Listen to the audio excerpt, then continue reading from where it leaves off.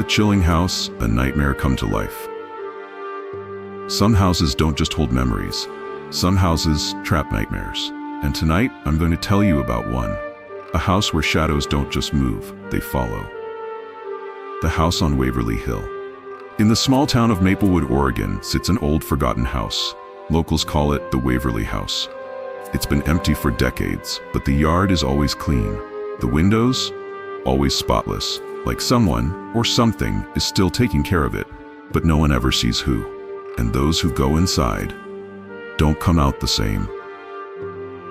The Realtor's Story. This story starts with Claire Monroe, a realtor who didn't believe in ghost stories. She was just trying to sell an old house. Easy money, or so she thought. The house had been on the market for years, dirt cheap, but every buyer backed out after touring the place. They all said the same thing: it feels wrong in there. Claire brushed it off as nerves, until the day she stepped inside. Claire unlocked the door, clipboard in hand, ready to snap some photos for a new listing. The moment the door creaked open, the air changed. Cold, heavy, like walking into a storm that hadn't hit yet. But the weirdest part, the house smelled like fresh flowers, lilies. There weren't any flowers inside. Had the shadow in the hallway. Claire snapped her pictures, living room, kitchen. But when she got to the hallway, her phone glitched, the screen flickered, and in one blurry frame, she saw it. A tall, dark figure, standing at the end of the hall, not moving. Just watching. Claire blinked, heart pounding. When she looked back, the hallway was empty. The attic door. Shaking it off, Claire finished her photos and turned to leave. That's when she heard it, a soft, rhythmic tapping. From above, her eyes drifted upward, the attic hatch. The string was hanging down, swaying slightly, like someone had just pulled it. Her mind screamed, "Leave." But her pride, it told her, "It's just an old house, go check." So she did. The nightmare upstairs.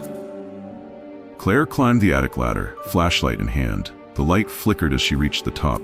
The attic was small, dusty, empty, except for one thing, a chair. Old, wooden, sitting in the middle of the room. And on the chair, a doll.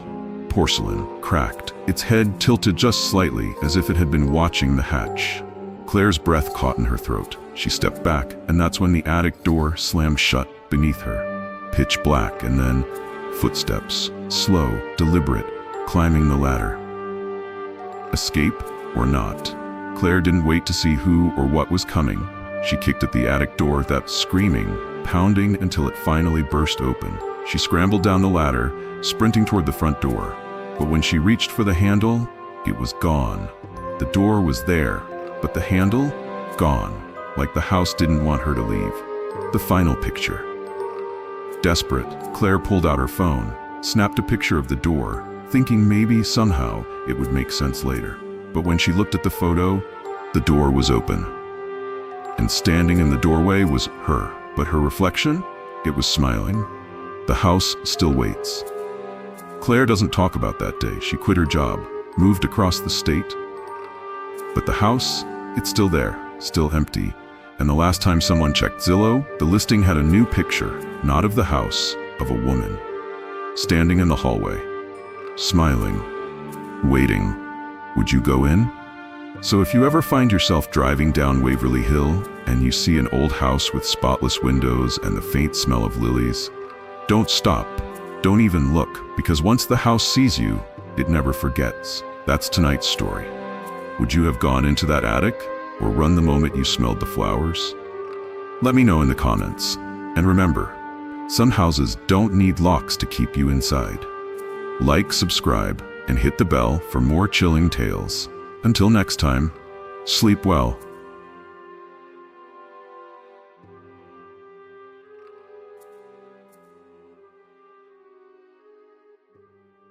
The Haunted Hotel, what they don't want you to know.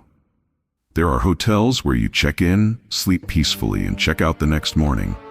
And then there are hotels like the Briarwood Inn, a place where some guests never check out. Tonight, I'm telling you about a traveler who stayed one night and uncovered a secret the hotel never wanted him to know. The Briarwood Inn. Tucked away in the Appalachian Mountains is an old roadside hotel, the Briarwood Inn. From the outside, it looks ordinary. Peeling paint, flickering neon sign, but locals know better. They call it the hotel that breathes. Because some nights, if you stand close enough to the walls, you can hear something inside. Something alive. Our story begins with Ethan Riley, a 29-year-old traveling cross-country for work. It was late, he was tired, and the Briarwood Inn was the only place for miles. Just one night, he told himself, pulling into the empty parking lot. He didn't know it would be the longest night of his life. The lobby was deserted, except for an elderly night clerk. She didn't smile, didn't ask for his ID, just slid a key across the counter. Room 303. Her last words? "Don't open the closet." Ethan chuckled, thought it was a weird joke, but her face, dead serious. The first sign.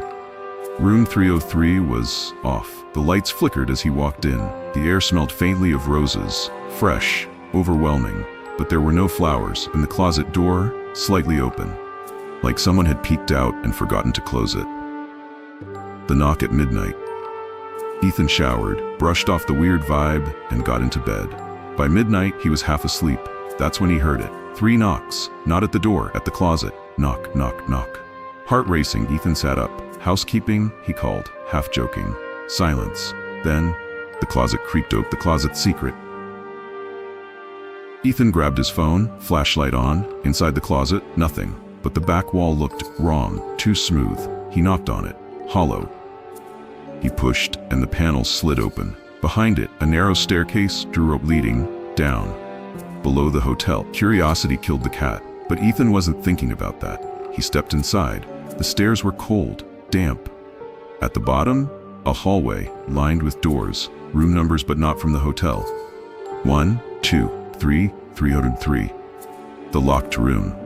Ethan froze. Room 303's room number was at the end of the hall, but he was standing inside 303 upstairs. So what was this? He tried the handle. Locked, but from inside, he heard breathing.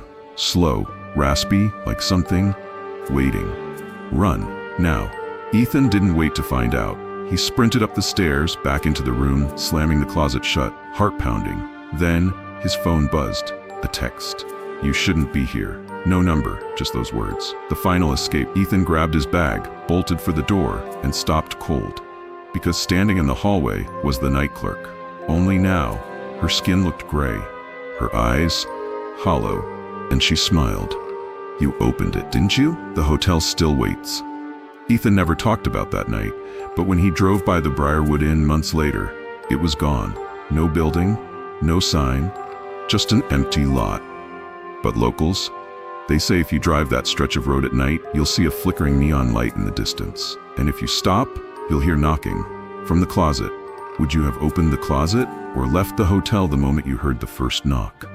Let me know in the comments. And remember, some doors stay closed for a reason. Like, subscribe, and hit the bell for more chilling tales. Until next time, sleep well.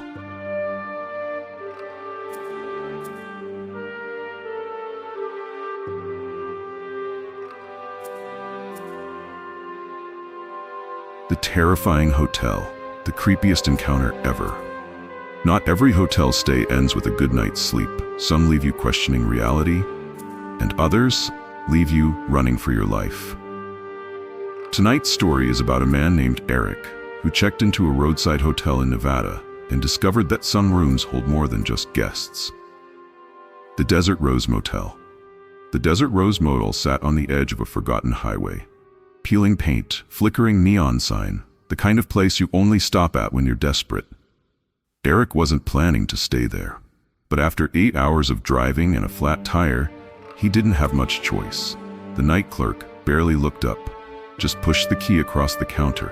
Room 214. But as Eric turned to leave, the clerk muttered something under his breath. "Don't leave the window open after midnight." The room that felt off. Room 214 looked like every cheap motel room. Ugly carpet, stained curtains, but something felt off. The clock on the nightstand blinked 12, even though it was only 9 p.m., and the window, it was already open. Cool night air blew in, along with the faint scent of roses. Eric shut it, locked it, and brushed off the weird vibe. The first sign? By midnight, Eric was half asleep. That's when he heard it. 3 soft knocks. Not at the door, at the window. He froze. The window was on the 2nd floor. No balcony, no ledge. Who or what could be knocking? Slowly, heart pounding, Eric turned on the lamp and the knocking stopped. The window? Still locked. The stranger in the mirror. Eric tried to ignore it, but as he splashed water on his face in the bathroom, he noticed something in the mirror. Behind him, a shadow. Not standing in the room, standing outside the window. A tall figure, motionless, watching. He spun around, nothing there. Just the closed window and the silent night. But when he turned back to the mirror, the figure had moved closer. The clock stops. Panicked, Eric grabbed his phone. No service. The clock on the nightstand? Still blinking, 12. He grabbed his keys, threw open the door, and stopped cold. Because the hallway was gone. Just endless rows of doors stretching into darkness, like the motel itself had changed around him. The woman in white, that's when he heard it. A woman's voice, soft, humming, coming from the end of the hallway. A figure stepped into view.